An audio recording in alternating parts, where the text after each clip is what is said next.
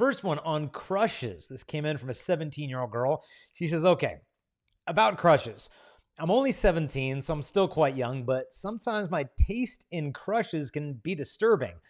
Please tell us about crushes, especially crushing on non-Christians or maybe even celebrities. Okay, what do you do with that? Well, for one, to crush on someone, initially is to experience a reaction of attraction toward them.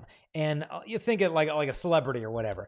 There's probably a lot of legitimate positives there, right? I mean, this guy might be cute, I might be wealthy, he's independent, he's mission oriented in terms of his career, he's goal oriented, he's successful, he's independent, he's confident. Like, all of these things are good things. They are to be desired. Now, granted, we don't know the full truth about that guy.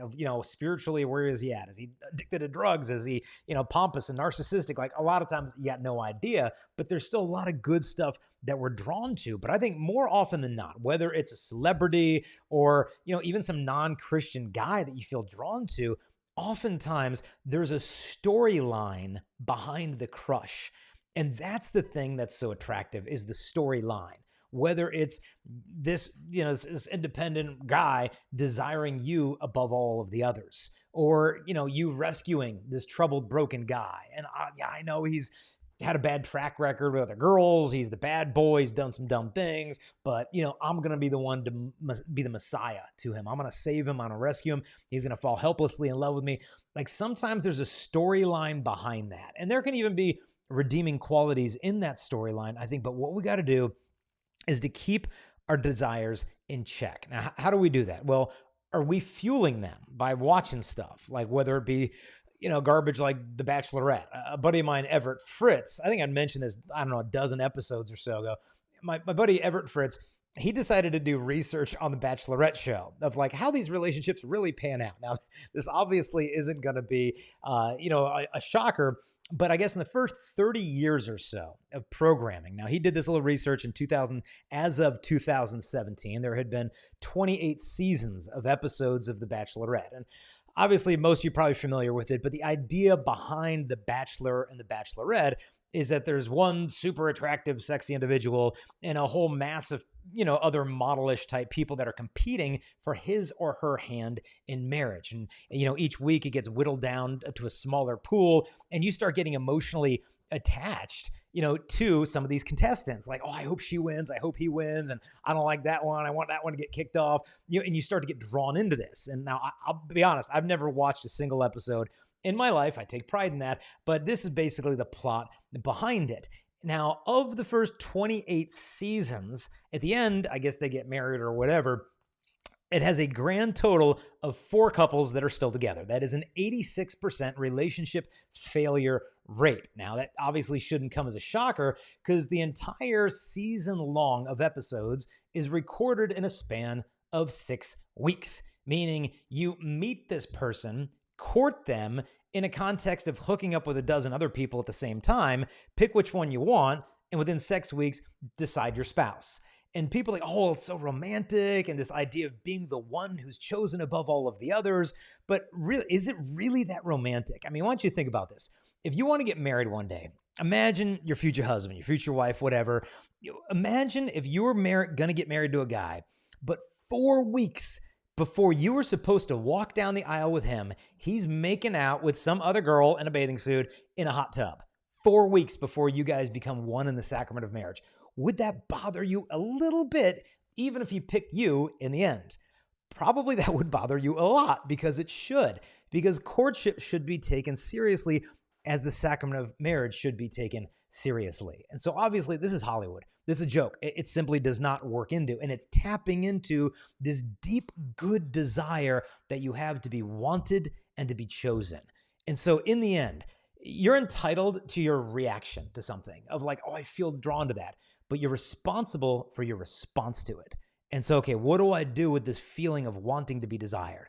Am I feeding myself with this bogus nutrition, so to speak? I was reading once in terms of diet and things like that, and, exercise, that one of the most common causes of sugar craving is dehydration. Because when you don't have enough fluid in your system, your body is seeking an energy boost because I guess it can't metabolize glycogen in an efficient manner or whatever. And so you go for the sugary snack because you need that boost of energy. But what is really needed is hydration. That's what's going to give you the energy you need. But when you're thirsty, a lot of times what you go after is the sugar for the fix, when what you really need is a pure drink of water. And in the same respect, there's a thirst for authentic human love. But if we're not really meeting that love of our family, of authentic friendships, of God and of others, then we go binge, on the candy. And then you wonder why the cycle comes back and we're never truly satisfied. And so instead of binging on the stuff that won't satisfy, realize, hey, that crush you have, or that boy in science class, or that celebrity, or whatever, whoever it may be, you are called to love that person. Maybe not in a romantic relationship, and probably not in a romantic relationship, but respond to that attraction with love, because you're desiring union. And there's a healthy union that could be created by interceding for that person, by praying for that person. And so when that person comes to mind, maybe it's realistic, maybe you know the guy, maybe you don't, a celebrity, whatever, answer that with prayer and bringing your cravings to God.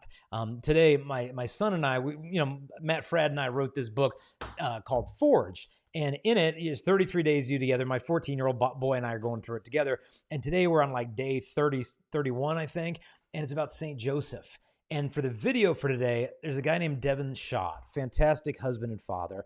And he's advising guys, hey man, if you're struggling with pornography, react like St. Joseph. Because he said St. Joseph had this intense love for Our Lady. And then he found out that she was pregnant without his cooperation. And his intention was to divorce her quietly because he realized, this isn't going to work out. I mean, this isn't my child. And so, but I don't want to expose her to shame. I'm going to divorce her quietly. But what he did is he took that desire, that grief that he had in his heart, and he presented that to God in the silence, and God answered him. And so what Devin kind of points out in today's video when he's talking to the guys is that, let's say you have this desire for pornography or for lust or for whatever. And he said, I want you to bring that desire, that grieving, that longing that's unfulfilled, that you can't have her, but yet you desire this. Bring that to God and bring that ache to God. And in the silence, let him fill that. And so what I would recommend to you, maybe pornography is not your struggle. But you know what? I think a lot of these films, or The Bachelorette, things like that, we've talked about on previous shows, a lot of it is emotional porn. That's essentially what it is. Not so much a binging of the eyes, but emotionally of the heart and through the ears. And so take that ache that you have and don't just stuff it. Don't just repress it. Enter into the silence, bring that to God, and allow him to love you, because we should never even enter into a relationship looking for the love that only God himself can give to us. Because if we do that, I always say that the relationship is going to become an idol, and all idols are meant to be broken. And C.S. Lewis even said that all idols will break the hearts of their worshipers. And so don't feel guilty about having a crush. We all get them. They all come from time to time, but we can't be in love with the feeling. We're called to love the person. So respond to love with prayer and intercession, and in time, God's will be done.